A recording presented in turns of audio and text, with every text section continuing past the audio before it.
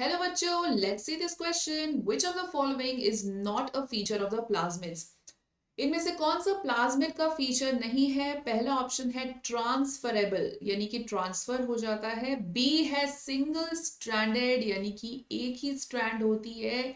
Third है independent replication, यानी कि किसी की जरूरत नहीं है, खुद ब खुद रेप्लिकेट कर सकता है। चौथा है सर्कुलर स्ट्रक्चर, यानी कि गोल होता है।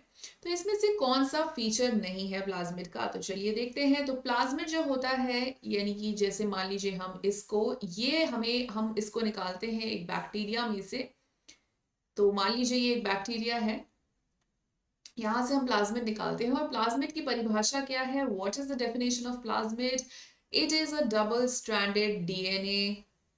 Double stranded DNA, circular DNA basically. तो डबल स्ट्रैंडेड डीएनए है, ये सर्कुलर डीएनए है, which has the capability of autonomously replicating होता है ये। तो यानी कि इंडिपेंडेंट होता है, ऑटोनॉमसली रेप्लिकेट कर सकता है, इसको किसी की जरूरत नहीं होती, खुद ब खुद रेप्लिकेट कर सकता है। और एक्स्ट्रा क्रोमोसोमल भी होता है, यानी कि क्रोमोसोम के अलावा जो है वो होता है ना।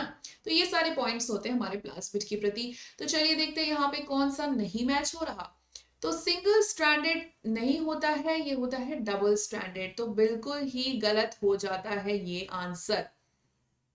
मतलब this is a single stranded नहीं होता है ना।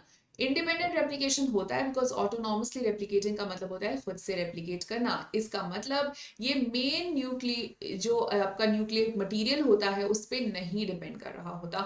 सर्कुलर स्ट्रक्चर तो होता ही है, गोल है, दिख रहा है।